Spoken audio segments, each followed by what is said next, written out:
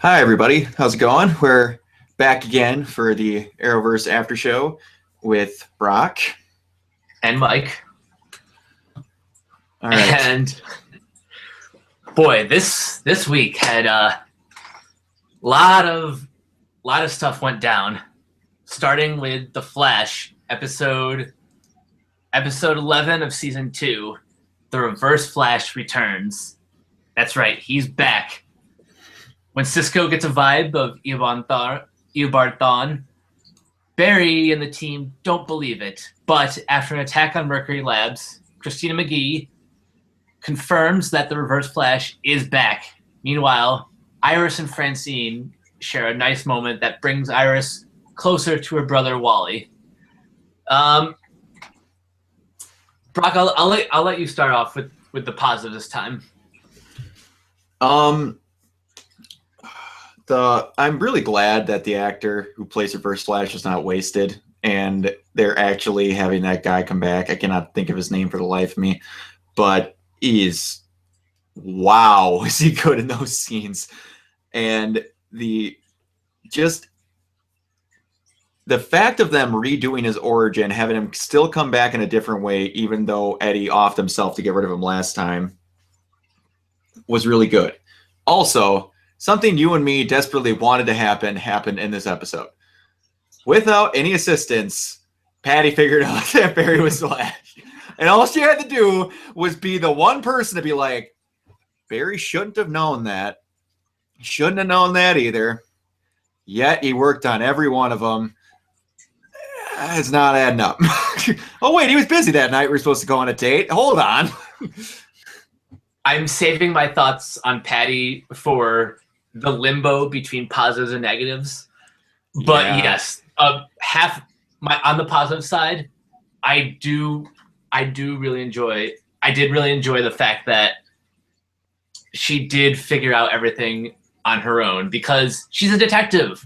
That's what detectives are supposed to be able to do. Mm-hmm. And it was revealed toward the end of the episode, but Jay's doppelganger is Hunter Zolomon? Possibly? Yeah. I have a prediction on that, and we'll get to that later. But for now, let's keep going on the positives. The other, I've got not a whole lot of huge positives. The fact that we actually got like somewhat of vibe goggles, I thought that was really cool. And the fact that they actually showed Barry phasing through a wall to tackle Reverse Flash, I thought that was great. That they actually just remembered that he knew how to do that and finally had him use it again. Yeah. So the first time I was introduced, it was episode 17 last season. Yeah, when he sucked the speed control like bomb or whatever off in a car. Yeah. That was a cool scene. I'm glad that there was a callback to that. Mm-hmm. One of my biggest positives besides the Reverse Flash, who is played by Matthew Letcher, Tom Cavanaugh did a good job playing Eobard Thawne disguised as Harrison Wells. But I gotta say, I really like this actor who's playing Reverse Flash, and I hope, much like John Barrowman has stuck around as Merlin on Arrow, I hope that Letcher gets to stick around to a lesser degree as the Reverse Flash. I see them having 3 episodes almost mandated every single time a season of Flash comes out. Grodd, Trickster, Reverse Flash. That's probably a formula they're going to follow. In a 22-episode season, that's not hard to do.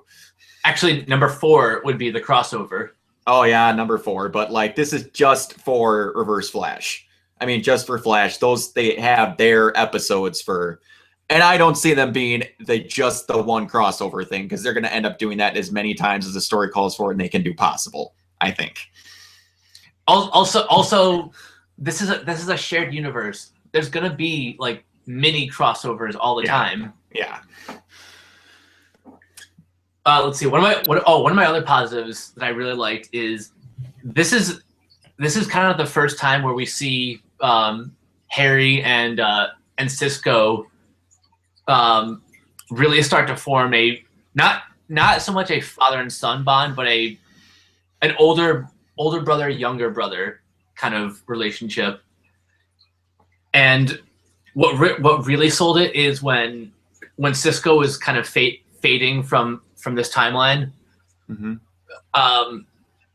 Wells showed like he showed emotion. Like he actually gave a damn about Cisco. He's like, I don't care what you do, just make sure he comes back.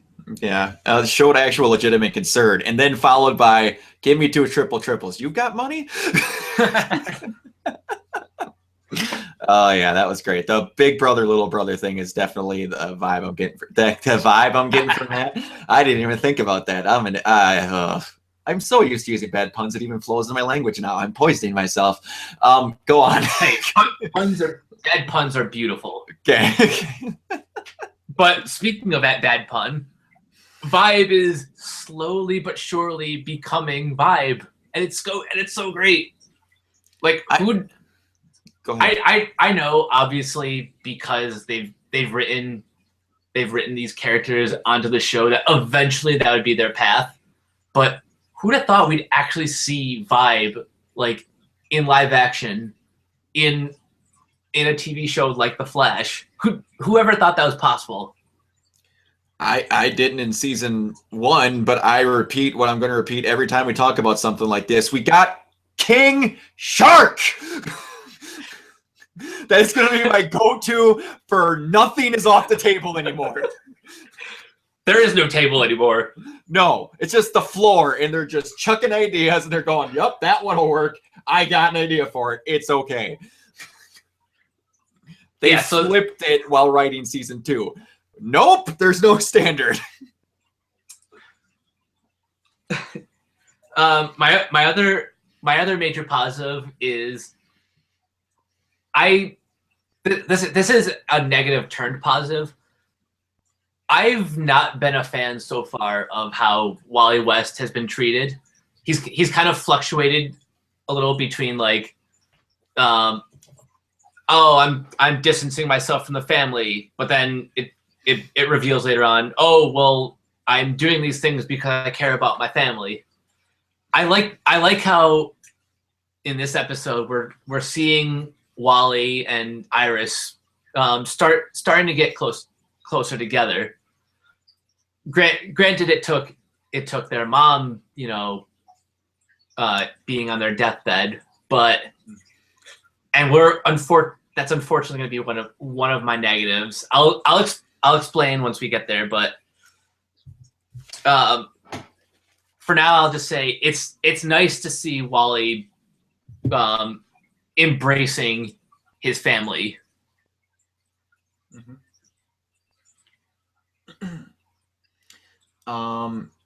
Do you want to do? I don't have any other real huge positives. Do you want to do negatives?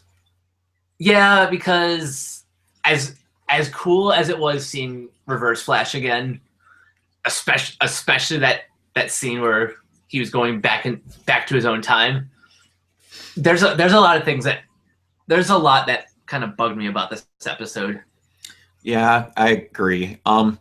One, it's not a bad thing, but they could have dealt with the situation with the truck a little bit easier. It wouldn't have stopped in 1.5 feet after those wheels got dropped off. I'm sorry, but that's a minor thing. This is one thing that they've done more than once in The Flash, and it bugs the hell out of me to no end. It happened more than once with I can't even think of his name now. With Henry Allen, Barry's dad, in the cell when they're talking. It happened more than once with Joe in the police office, and now it just happened again with Patty in the police office. They talk way too freaking loud about Barry being the Flash when people are 5 feet away. Yeah, that's distracting. how dumb are you? Like, are you expecting him not to hear you? Do you think you're speaking in an inner monologue through brain thoughts? There's no loud construction noise where they won't hear you. Whisper, for crying out loud. Come on. that could just be a narrative device. The fact that nobody whispers unless it's super dramatic. But come on, man. Like, I totally understand, but yeah, I get it. The other that was, I'm gonna have to think of it in my notes, and you might help me. I wrote in my notes for "Are you?" I think it is pertaining to. I wrote in my notes, "Are you serious, Barry?" I think about over how they kind of handled. Yeah, now that I don't think of it, that whole situation in the CI, his CSI kind of office upstairs. Mm-hmm. I thought that was kind of handled wonkily by both of their parts. Do you mean after Caitlin left? Yeah, after Caitlin left and they were looking through everything.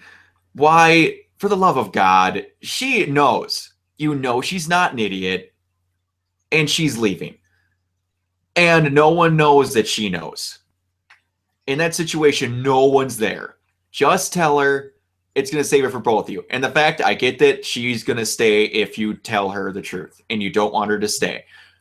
But tell her and then still have her leave town. Here's the thing. I wish what happened was this arc was combined with the arc from the previous episode, because the last episode we got the impression that was the last time that we saw Patty, and then her being back in this episode really hurt her character, because now she's come off as kind of whiny and she's not fully committed to leaving. She's kind of like taking like that step back. Mm-hmm. If you either held off with her like goodbye speech last episode, saved it for this, and then instead of Barry acting douche and dodging Patty, just Patty says, Barry, I'm sorry, but this relationship's not working anymore. I'm leaving. I'm joining the CSI soon. I'm going back to Midway City. Then you can say, wait, before you leave, there's something I have to tell you. Yeah. And that's when he reveals that he's the Flash. Yeah. But the way they executed that was just so broken, like so poorly handled. I agree. Yeah, but it's like you said, when they brought her back, that was going to be handled wonky in either way, because they should have kind of, like you said, had it together and had her exit last time. I have two other minor little complaints. The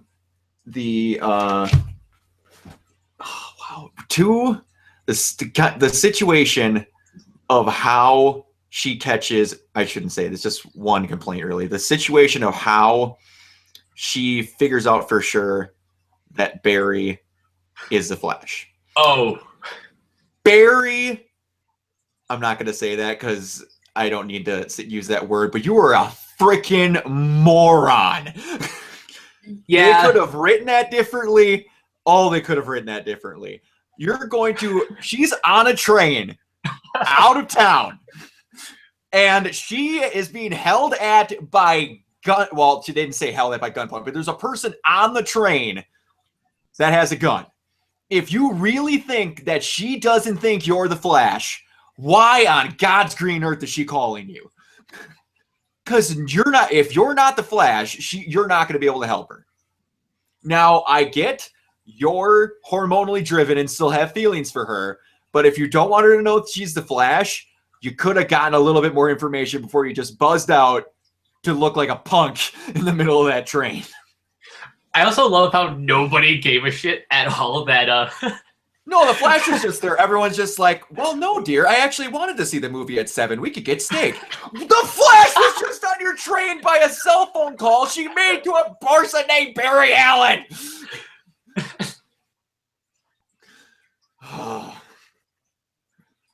All right. I'm done complaining enough. What were your negatives? Back to what I was saying earlier about Francine. The scene with Iris and Francine in the hospital, that was a very, very well acted scene. Like, I was starting to get teared up, but when you take a step back, was that earned, that scene, at all? I get that Francine's existence in this season at all, like, she is just a plot device to introduce Wally West. But still, if we either had more time, like this season, or I don't know. I just felt like it seemed a little too rushed to have Francine in for like just a couple episodes. Like she and Iris have like one or maybe two interactions, and then already it seems like we have this big emotional scene. I don't know. So just something about it seems off. For how I took it, I get where you're coming from. But for how I took it, in this situation, it's kind of like how Joe, when he found out that he didn't have it, kind of in the same way when he found out he didn't know about Wally. He's having all these feelings about how he could have been there for his entire kids growing up. And that moment, for me, how I got it was Iris is now realizing that if, quote unquote, her mom would have gotten her head out of her ass and apologized and figured this stuff out sooner, I think the emotional eruption in her happened because she's realizing, if things could have worked out better, I could have had my mom my entire life, and now I get to finally see some good in her for 5 minutes, and she's dead. Okay, fair enough. But I do agree, from what you're saying, they should have had her a little bit longer. I'll agree with you completely on that. They should have had her around a little bit more. That would have helped. But that being said, like, I can let this slide because in the grand scheme of things, no offense to Vanessa Williams, who again did a great job acting out that scene, and all her other appearances this season, but again, her character arc was not important in the grand scheme of things. No. It's, to me, I don't know if you'll agree with this. To me, it's kind of seeming like she's going to be a very important character later, obviously, because she's Iris West. And they're kind of just trying their best to make her important while doing other very important things at the same time. To be like, still care about Iris. She's going to be really big later, but we don't have a whole lot for her to do right now. Okay. Oh, and you think that's why they've brought in Francine and introduced Wally? Maybe because well, you actually kind of put a thought in my head that I wasn't thinking that initially, but that kind of helps me think that a little bit. They need to have her do something, because if they're not going to what I'm seeing is they're obviously going to have, it's the same thing that I think that's happening on Arrow. Eventually, Black Canary, I think, and Arrow are going to end up together. I believe that, just because I think possibly. I believe that more with Barry and Iris, that eventually they're going to get together. They did, or were going to, when the tidal wave hit with Martin, and then he switched time back. And I just think they're going to take a good long time developing it, so when they're finally together, you get this gigantic emotional moment. But you can't just have that in a season. Right. Yeah, I don't know. That's me. I'm trying to come up with something, man. That's all I got. All right. Well, on that note, we'll move on to Arrow. All right. Arrow, this week, AWOL.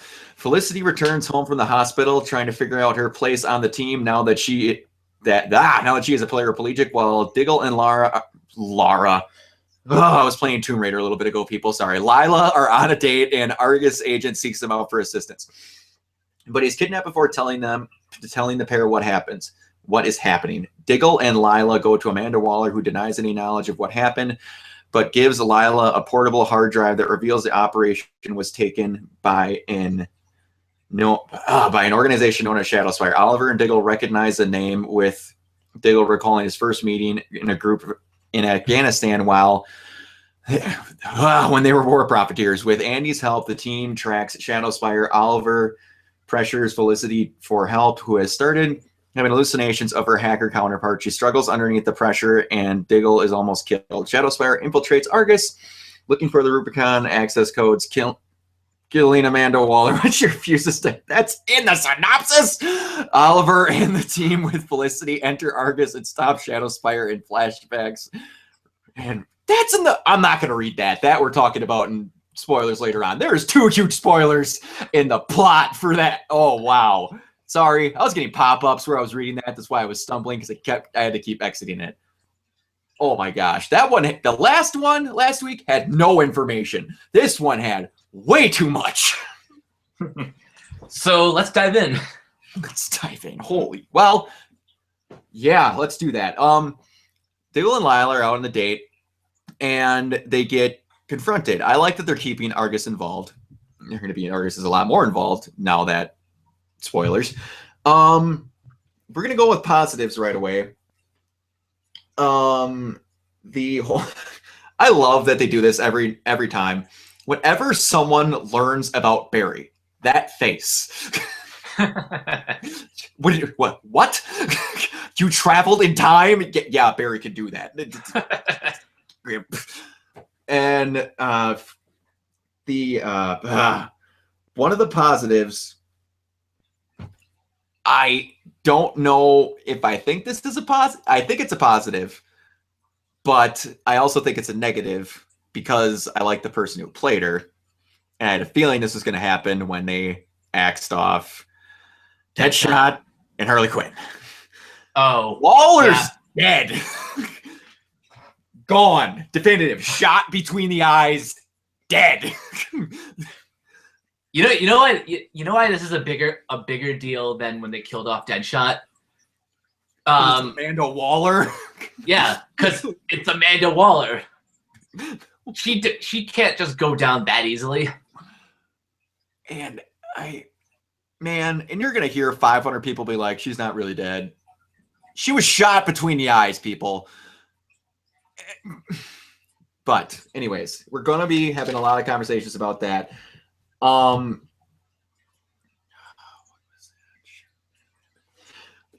thing, we're gonna go into it.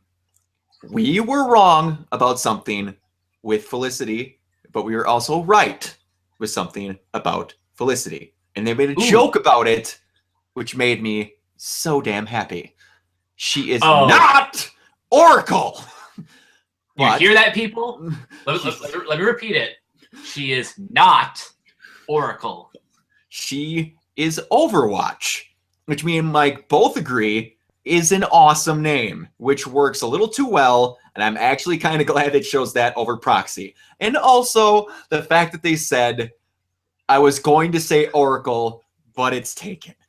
You did so much, not even just telling a joke.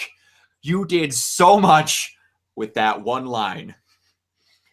Do you know how far along in Bat history that Oracle happens? Quite a while. I'm not saying you're going to see Batman in a future episode, but that does a lot more than them mentioning Bloodhaven once every 15 episodes. Yeah. That is like wow. Of course it's just an Easter egg, but still. That's like an Easter egg the size of like a dinosaur. Yeah, but it's an Easter egg that I'm not people now understand me. He's wearing Batman Incorporated. I have a Batman sweatshirt on. we're not saying Batman's going to show up in Arrow. There's legal reasons why he's not going to. There's a little show called Gotham on Fox. They own all the rights to all the people that are important enough to show up to make people go nuts. Because her last name is Bernatelli, we were lucky we got Huntress. But just showing, making, what do I want to say? A rich tapestry of stuff that exists outside of our shows, like seeing Cord Industries, all this. You did a lot with one little joke. Mm-hmm. Quite a bit. And it's enough to make Batman fans and DC fans happy without needing to show the character or anything of that sort. But anyways, two other things that, well, one other thing really that happened at the end of this episode. Ryder. Yeah. Is, like, in current times, really, really close. Like, there's no messing around. And I didn't think we were going to see him. Actually, here's a question I have. Last night's flashback, does that take place before, during, or, well, it's got, my options are either before or during Ollie's story this season. I'm going to ask you a question here. You're going to have to help me out. In season 3, one of the flashbacks they have is Diggle is at, and Andy Diggle, I believe, they're at that party where Oliver has to go back to Central City, I believe, to steal something from Queen Industries for Waller. And he runs into that party where Thea is, like, he busts up that drug owner or drug dealer. Yeah. Andy Diggle's in that episode. Is he a bodyguard at that point? I don't remember. Because if he's a bodyguard, I believe that whole conversation went, after this, what kind of things are you looking to get into? And he said maybe becoming a personal bodyguard. And that was after Oliver left for Lian Yu. So if Ryder is with them at the army base when he's not a bodyguard, then that was before Lian Yu. Yeah, it is, because he gets him a map to go to, gives him a map to go to, in the episode, he gives him a map of Lian Yu, doesn't he? Yeah, he does. And, yeah, the map looks clean. Yeah, so that's, I'm an idiot, duh. That's before he, wait, that should be during he's at Lian Yu then, unless he just magically never ran into Ryder. Do you think? Okay, so I'm gonna go with that was during while Oliver was gone. Oh, gone as in like Hong Kong? As in like Hong Kong. That's when all that crap goes down because Diggle leaves to come back. Okay, here we go. Diggle leaves to come back to become a bodyguard. I believe I'll have to rewatch the episode, and he's a bodyguard. I think in that episode when he's in Hong Kong and comes back to steal something for Waller. And then when he's done with everything in Hong Kong, he comes back and Ryder is on Lian Yu. Okay. So I can get with that. You're getting kind of what I'm trying to put together here, loosely. Yeah. Okay. People, if you're confused, I'm sorry. I'm trying hard. I didn't actually think about that last night, but yeah. That's a good question. I'm glad you brought that up because I didn't think about that. So our positives go, it was another really good episode. I can't complain too much. I haven't had a single complaint, big one, about any episode of Arrow this season. I have liked Arrow more than Flash this season. And that's a gigantic switch from last season. Yeah, me too. Let's see, my positives, I've said this a lot, like throughout various Facebook groups. And Andy Diggle, I think is one of my favorite new characters. He's awesome. He's pretty cool. But here's the thing: he started off as like he kind of started off like in a similar way that like Sarah was reintroduced, like stuck in a cage, kind of not saying much. But then he kind of grew into this this badass kind of calculating anti-hero-ish figure. Okay, this is going to be recorded. Over or under? Hold on. I know where you're going with this. Over or under 40%, he ends up getting a code name and becomes a player later on. And I mean, from now till the show's over, I'm like, no time barrier. Bars at 40, over or under? Over. Okay, gotcha. I'd say over, but not by a lot. Yeah, I'm only going over by like 10%. And it's a new character. They can do whatever they want. Diggle's Spartan. He's a new dude. They don't have to be like, he might become this character. No, he can do whatever they want. Hell, they can call him Guardian because it. Oh. Don't tease me, Michael. That's who everyone thought Diggle was gonna be. I know. And Diggle still can be. I keep referring to him as the lone Diggle, but he's not anymore, so I can't just say Diggle anymore. I have to say, I'm still going to call him Diggle. I'm going to call Andy Diggle Andy. So he hasn't earned the right to just be called Diggle yet. He's getting there. Technically, though, they're both Guardian in as much as Felicity is Proxy, but she's Overwatch. True. They pretty much just did take a character and rename it. But yeah, it's classic rebranding. One of my other positives, which could kind of be a negative if handled slightly different. Okay. Goth Felicity coming to haunt Felicity. I have a negative about that situation, but it's because of me like getting into and writing comics and other things and noticing stuff in games more with continuity really bugs me. But as far as talk is why it's a positive, but I just make sure I remember to tell you something. Okay, at first I was kind of taken aback because even though this season we've established that there's like mysticism with Damien Dark and the last season had like the frickin' Lazarus pits. So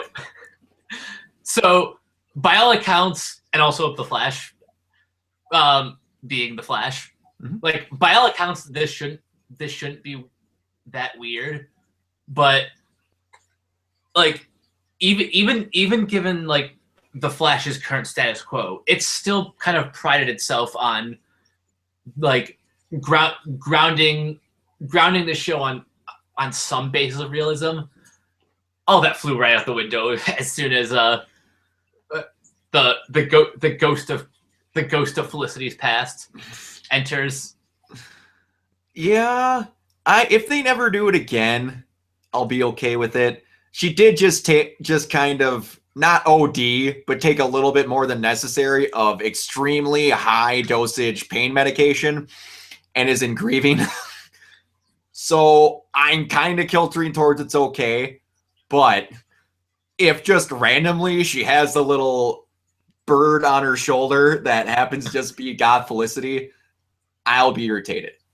But yeah, that's what could be a negative if this continues longer than it needs to be. Then I'll be like, okay, come on, put an end to this. I was happy to see Felicity get to do something else. To be that was really different. I was happy we got to see a little bit more of it, but you are correct. That will turn into a negative. Oh, but I don't think I explained why it's a positive. It's a positive because it is kind of it was one of those essential get your shit together kind of moments. Mm-hmm.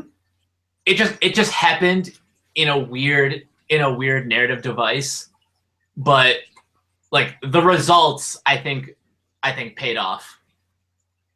Mm-hmm. I agree. And the other positive, which I don't think we've mentioned at all, as just like if this was the plot of an action movie, it's a damn cool action movie.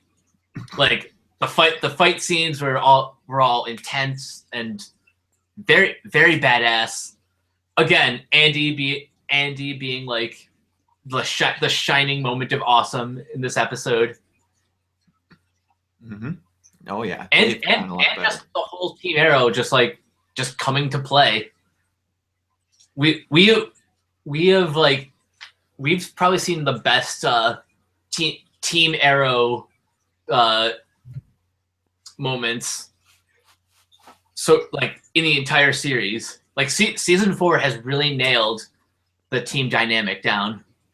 Mm-hmm. Oh, I agree with you completely. Do you got more positives? That's really all I have. I think we've covered all the necessary ground. And as for my negatives, it really just was Ghost Felicity, just because of how wrong it could have gone, but how it saved itself later on. I have one little negative. And spoiler alert, I shut the sound down for a little bit. When I wave my hands again, you can come back because I'm going to talk about a really big spoiler for Arkham Knight. And it kind of brings in something for this episode. So like I said, I will wave my hands like this again in that exact motion when you need to come back. All right? Go.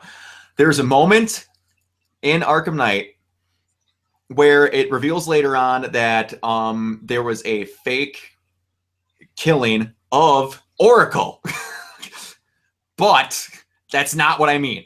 In this, Batman gets overexposed to fear toxin, and he's hallucinating with the Joker in his head because he had part of the Joker's blood inserted in him in Arkham City. So they get to this scene where Oracle gets injected with fear serum, and she's looking through a secure plate glass window at Batman, and you're looking in at Oracle. And this big monologue from the Scarecrow comes across about her seeing you as a monster, him meaning like you bring all these people into this fight, you're only endangering them. And she ends up shooting herself. Mm-hmm. But the Joker's in the room with her. A thing that is only in Batman's head is with her in the room. And there's a gun on the table next to her. And the Joker, the thing that is only in Batman's imagination, grabs the gun and moves it towards Oracle, who is real in this situation, and she then grabs it from the position of where it was moved to. That should not have happened. An figment of Batman's imagination should not be able to move a real physical object in real time and move it over to where Oracle then grabbed it and killed herself. Later on, they figure out that it was just a thing to make Batman think she killed herself, and it was a doppelganger. Now, we're back. In this, Felicity is reading a book on that couch, and the figment of her imagination grabs the book and throws it across the room.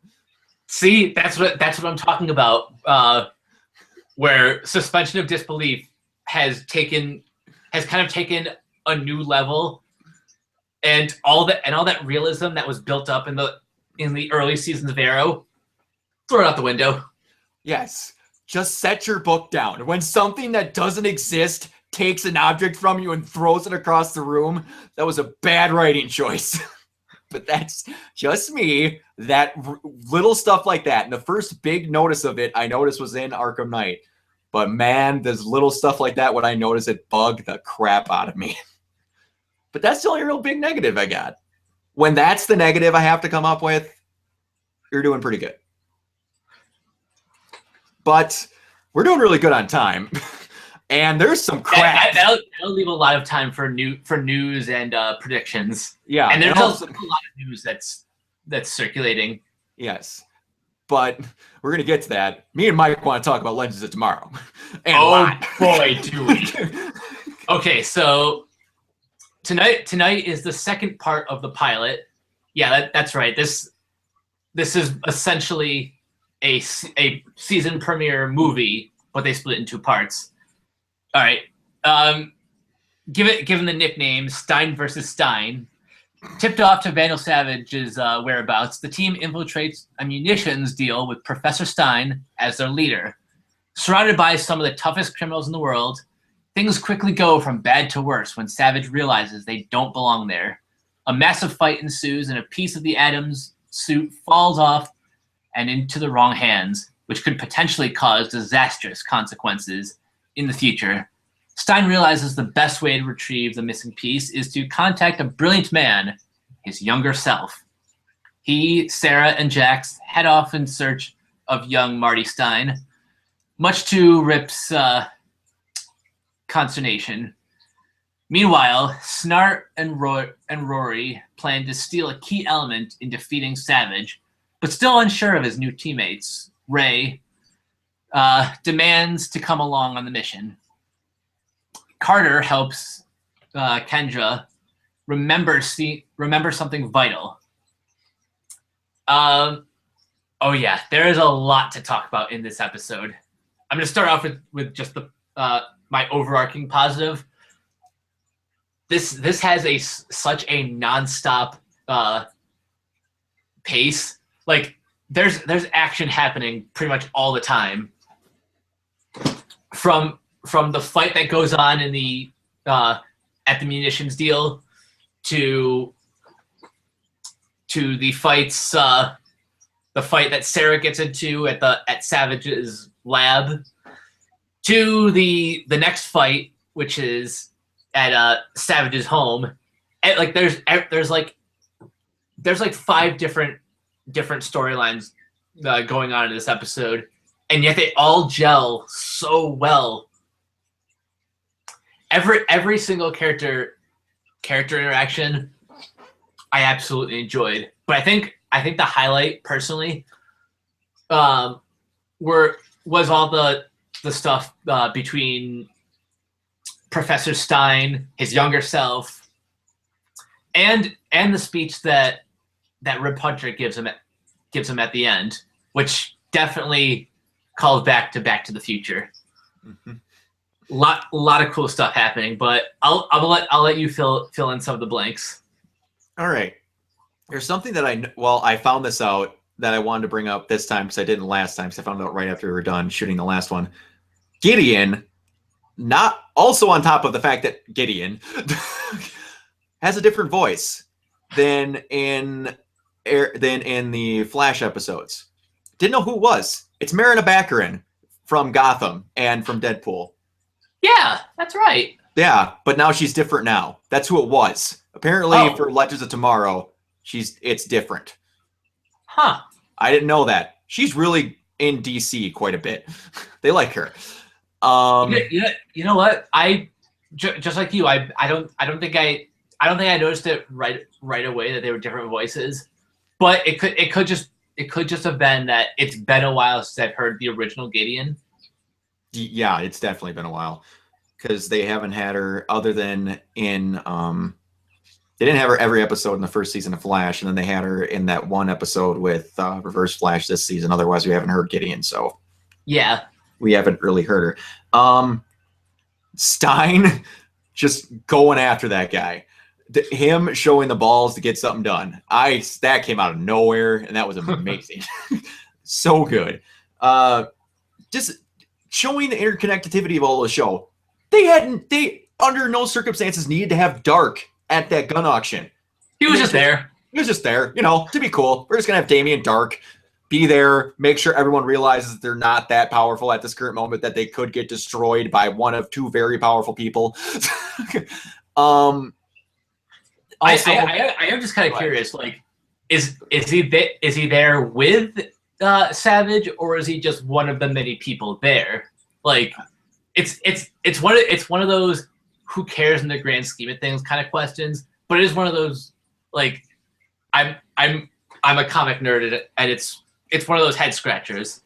Yeah, if they go down the road again and there's something going on and they don't address the fact that those two really don't like each other, it's gonna be weird. But that was just one of those things where, oh yeah, they've met before, they've done things. Of course, Dark knows who Savage is and all this, and just the old timiness of the underground weapons deal. We're gonna fire off guns when they're just not that scared of anything going on.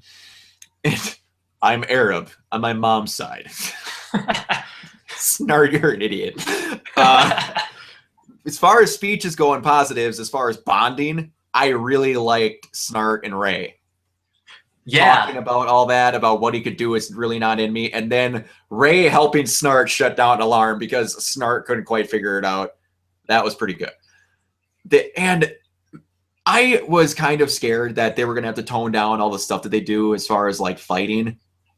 They're going full effects. They don't care. Caution thrown to the wind. Yep. That's nothing. They're going all out. And then having him hide in his pocket when he went to that meeting is great. They're really actually showing the fact that he's the Atom. And you hear that, Arrow haters? He's not Iron Man light.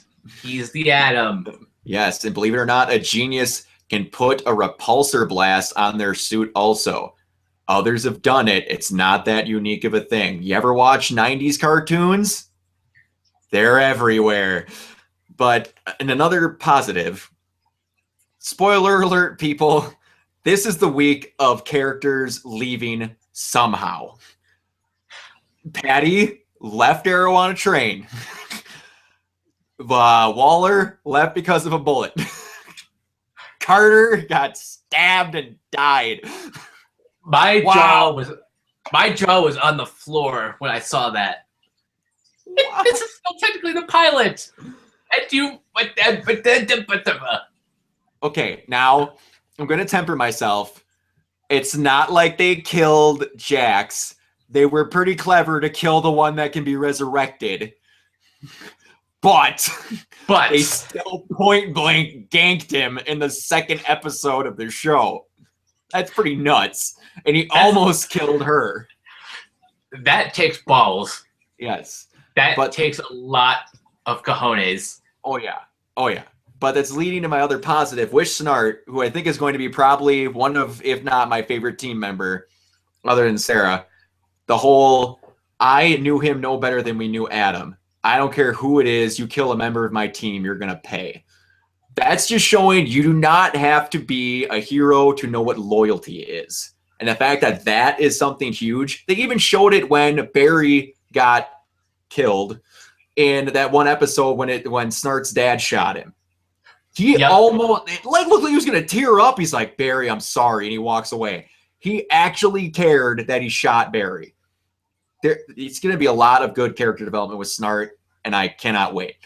And it's speaking on my other favorite character, Sarah, the fact that they had that Stein flirting with Sarah and them just lighting up doobies in the main lobby of the college. Like, this is hello 70s. This is going to be such a great show. Oh, yeah. But, all right, I gushed enough. Go on. Let's see. What did I not talk about yet? You know what? I wasn't sure how I was gonna feel about Carter Hall in this series, but the scenes with her with him and Kendra, they were nice. They were good scenes. I like how the show kind of takes a little bit of flavor from both The Flash and Arrow a bit. One because it's literally characters from both those shows, and also they have a little bit of similar narrative devices. As far as the tone, it's very similar to The Flash, in which it's like that fun, vibrant colors, fast-paced action, just a sense of adventure. And with Arrow, you get some flashbacks, time travel, like allows you to go into like you get to see characters kind of in a different light. For example, a cool but arrogant Marty Stein. Oh yeah, and also, let's see. Another one of my positives is Daniel Savage. I I'm just speechless. One of my favorite villains is like Casper Crump could not have been a more perfect live action Vandal Savage. He just is the character. Mm-hmm. Like that scene when he's got all his men working on the Adams Yes. the thing he left behind. He's like, you have 24 hours. But sir, this is gonna take like weeks. Really? Looks very simple to me. Blast. 24 hours starting now. Oh, he's gonna be such a good villain. Oh yeah. Let's see, one more thing, and then I'll let you tie up any loose ends. The bond between Jax and Professor Stein is really starting to come together. For like, again, I have to reemphasize, this is still just the pilot. Like, so much ground has been covered. No, it's no wonder they split this in two parts, because with this many characters, you kind of need room to develop everyone. I know everyone except for Rip Hunter has been introduced in Flash and Arrow, but this show has gained a new audience, people who have never seen either of the two previous shows. So it's still going to take time to get to know these people, and they're doing such a good job handling it. Yeah, yeah, you said it. I don't know what loose ends I got to tie up. Back to the Future, yeah. Anyone who says it isn't, rewatch that. Like, seriously, people. I suppose you go to negatives. There really ain't got anything else to go in positives. I did that.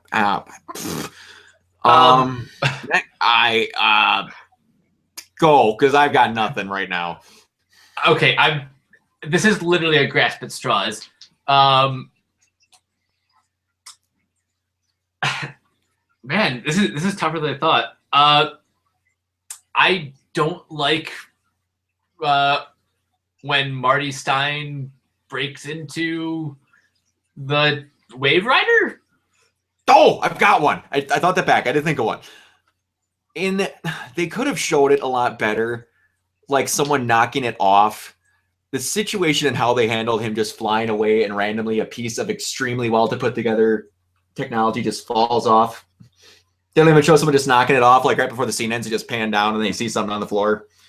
You could have shown me the situation where it just got like shot off, because he gets in fights all the time and magically nothing ever falls off his suit.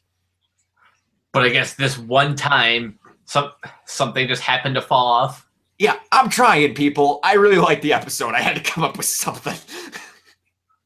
Yeah, you know when we're grasping for negatives, that the episode as a whole was just mwah, so good, spectacular, so good. All right, do you have anything else you want to say before we move on to news? That's all I got. I just keep looking forward to this show every single week. All right, you take away at the news, because I didn't look up a whole lot this time. All right, what's going on in the world of the Arrowverse? Well, something that's on my Facebook wall I posted not too long ago. This I did see. Yeah. We have confirmation that somewhere down the line, Stephen Amell wasn't specific about which episode, but he is going to guest on Legends of Tomorrow in the goatee with an arm missing, and Connor Hawke also makes his appearance. Yes. So a couple of my friends and I were jokingly referring to this as Arrow Beyond. Pretty much. Also, before we get too far, there was one thing, speaking of Arrow Beyond, and it made me think of this because in Dark Knight, he fires an arrow with kryptonite with one arm. By the way, if they do that in that episode, not the kryptonite, but fires an arrow just using his teeth in his hand, That would I'll be lose so my badass. mind. I will lose my mind. Did you see the trailer for next week's Legends of Tomorrow? Yeah, I couldn't really make out exactly what happened, but Well, there's one scene with a small black case with Leonard Snart looking through a black case with a large green rock in it. the label on that says Maximilian Emerald. Okay, I got a little excited. I didn't know what they were going to say, just popped up somewhere. But all right. Anyways, go on. That was one thing I noticed I thought I had to bring up, but go on. Oh, but if you want a little taste of the synopsis, Snart visits his past, and Stein and Ray team up. Ooh, science nerds go off. Yeah, you got the science bros in the Marvel Cinematic Universe, and you've got the science nerds in Legends of Tomorrow. What a time to be alive. Yeah, man. TV's so good. This is literally the Justice League cartoon split into 3 shows. Pretty much, yeah. They're missing Batman and Superman, but other than that, well, and a Green Lantern. Other than that, we've pretty much got her covered. Let's see. Ooh, here's a TV Guide article that talks about Barry Allen's trip to Earth 2. Yeah, episode. I think it's episodes 13 and 14. That's when Team Flash goes to Earth 2. I love the first sentence of this article. Sorry, Arrow, but the Flash found another show to have a crossover with itself. It's so nice. I'm not going to read the whole thing, but this is just so good. Oh, and here's something Andrew Kreisberg said. And in the grand tradition of great alternative universe stories like Back to the Future Part 2, Doctor Who, and Fringe, there are doppelgangers galore. Some people who are no longer with us are alive over there. Some people who are good here are bad there, and vice versa. So Eddie Thawne. Yeah. So point blank, they just said we're going to. I can't think of a whole lot of really notable people that got offed last season. One of them's going to be Eddie. And the other one we've already seen pictures of. Yes. Robbie Amell as Deathstorm. Caitlin Snow as Killer Frost, and she looks dynamite as. And the few lines we've heard from her, man, I hope we hear more of that. Because yikes. Yeah.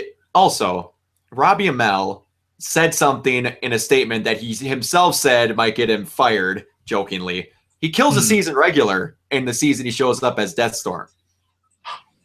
Oh.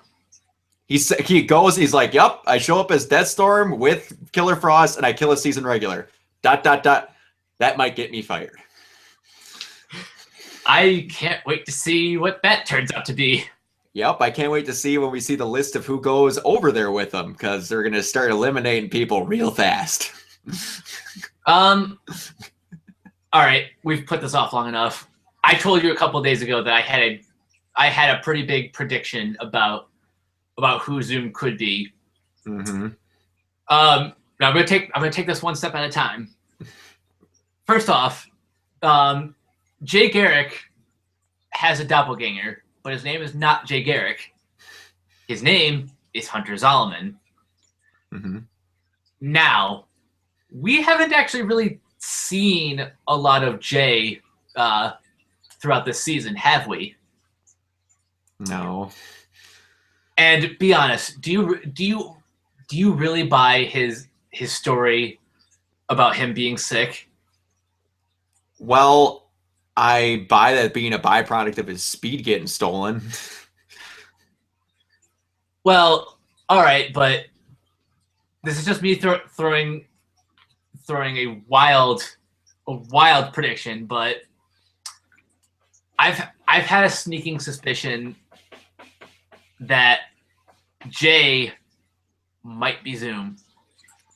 Something about his absence just seems too suspicious for me. I could be wrong.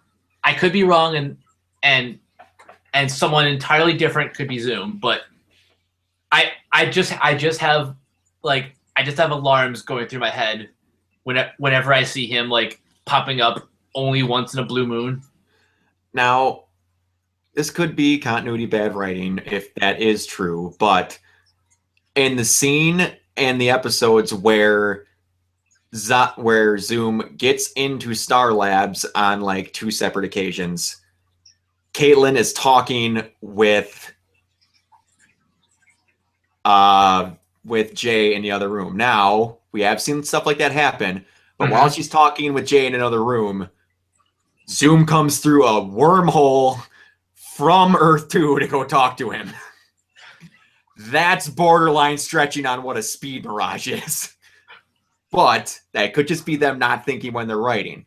I will tell you now, if they pull a Hunter Zolomon looks like Jay Garrick, and it's actually Hunter Zolomon that is Zoom, I will be pissed because they literally have just redone their last season.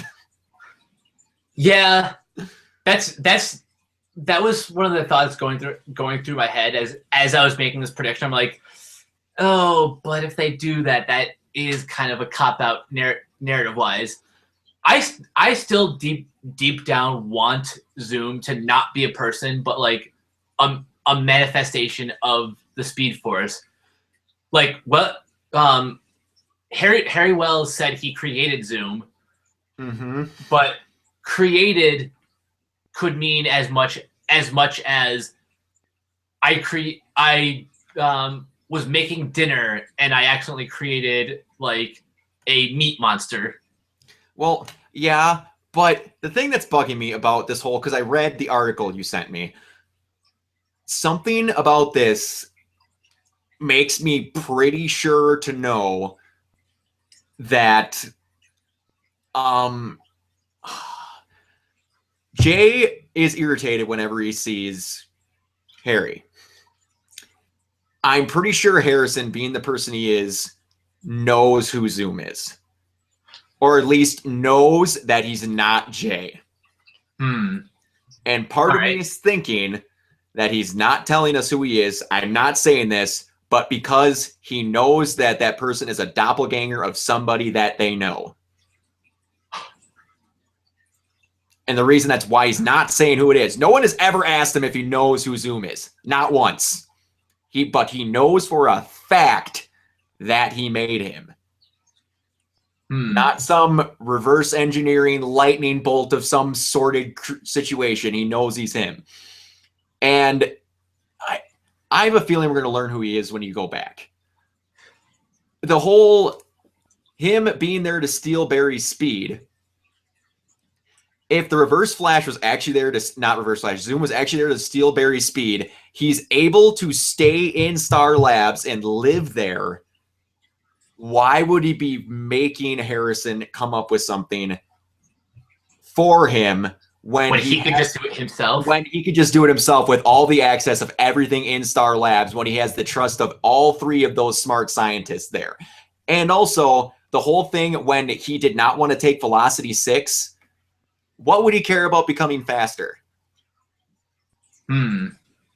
That is a good point. There's too much building up against it being Jay.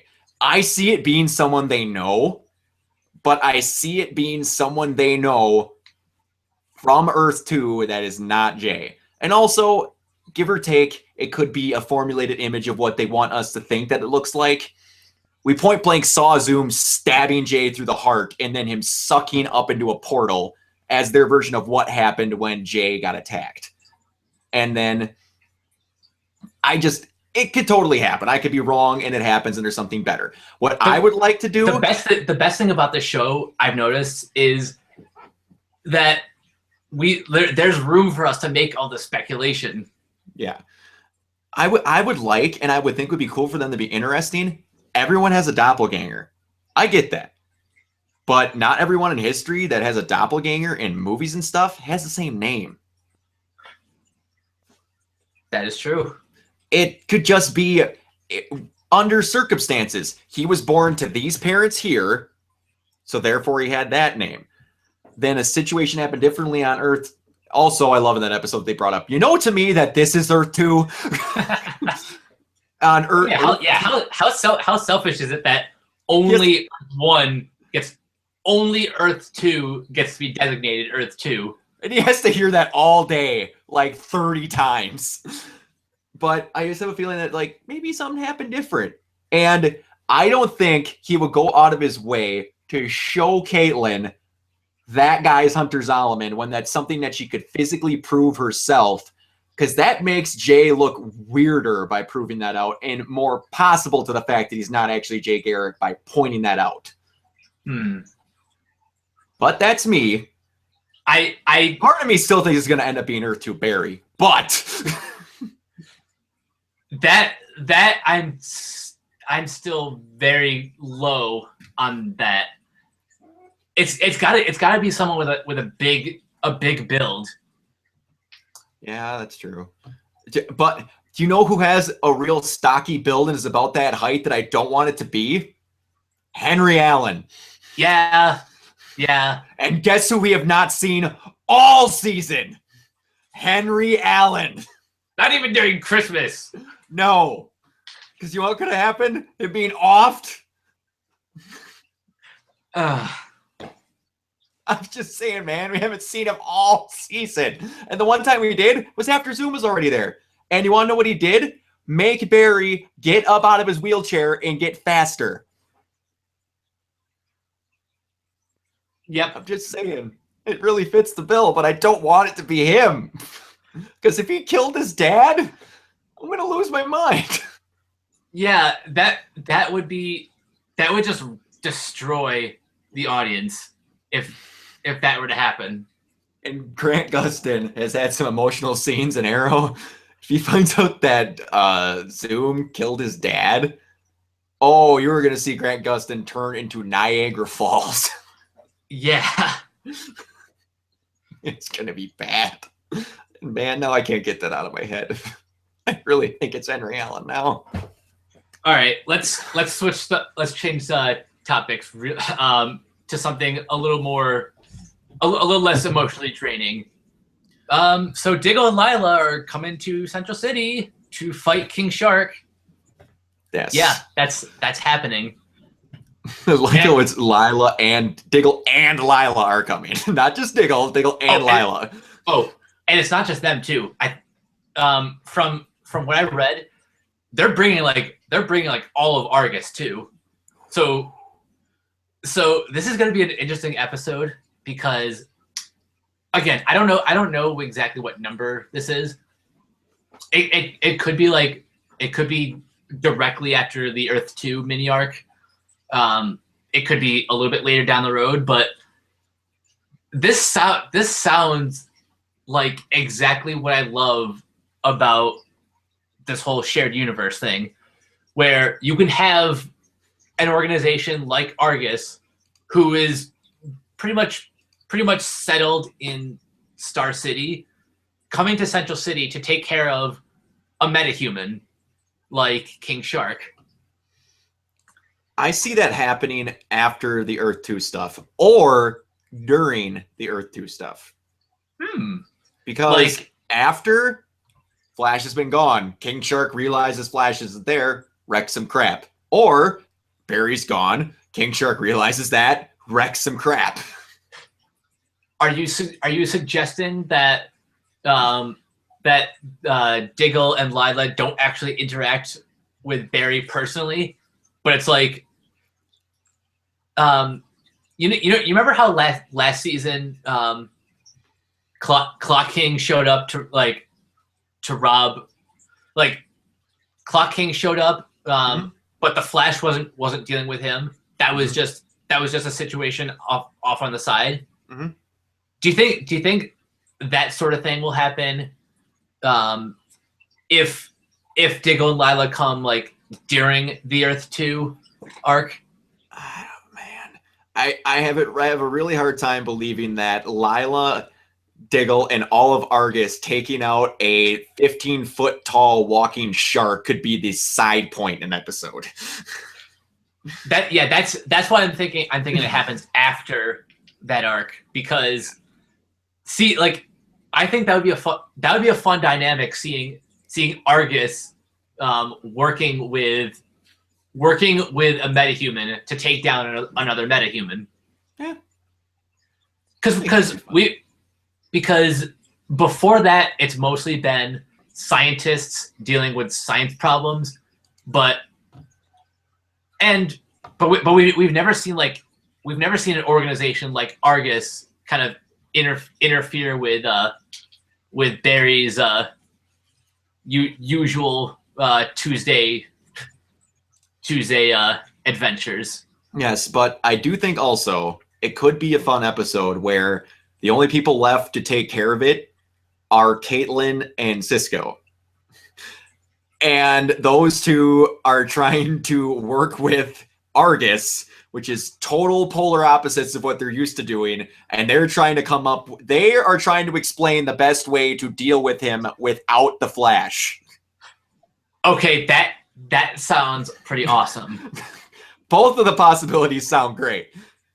I would like to see both of them. Just trying to witness Caitlin and Cisco babysit Central City from King Shark of all of them, because that is the one that I see being the peak of being too much without them trying to deal with a Speed Force user, which they just couldn't do.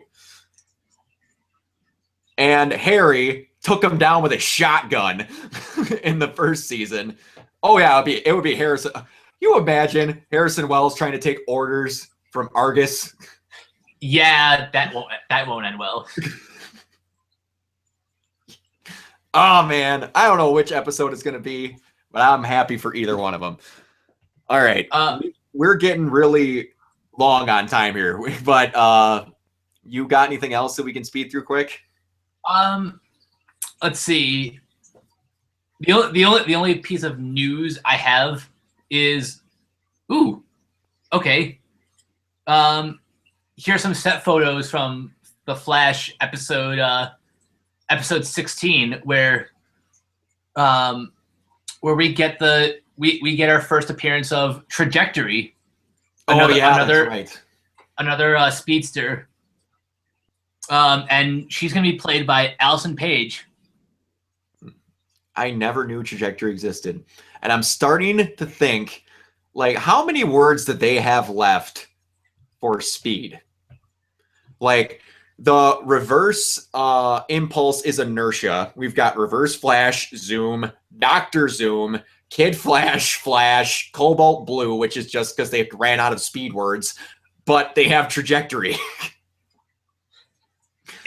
Oh yeah, I think missed impulse. But there will be so many speedsters, like by season 10 of the show. I can't even picture what that show is going to be like at season 10.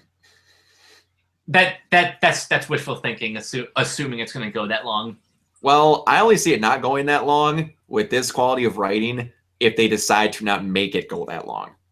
Because I'm sorry, everyone that likes Smallville.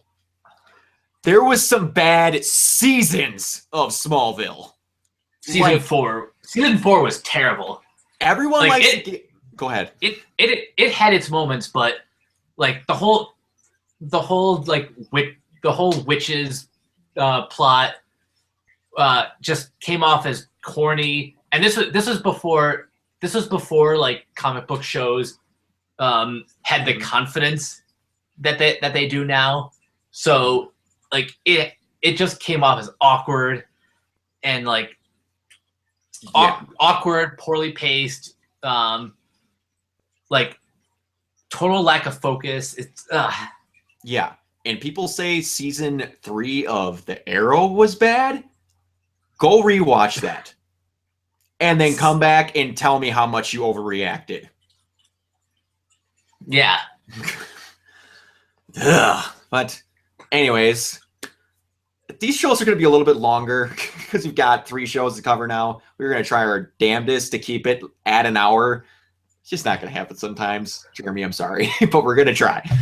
I am Brock Emmerich. You can find me at WayneTech7 on Twitter and at the Geeks and Gamers page and at Sons and Daughters of AMC. At Movie Talk. And I am Mike. You can find me at Captain K42 on Twitter. And you can find me in the Geeks and Gamers group and the Sons and Daughters of Movie Talk group. And you can find all my articles on geeksandgamers.com. Don't forget to like this video and subscribe to the Geeks and Gamers YouTube page. And tune in next time. All right. Catch y'all later.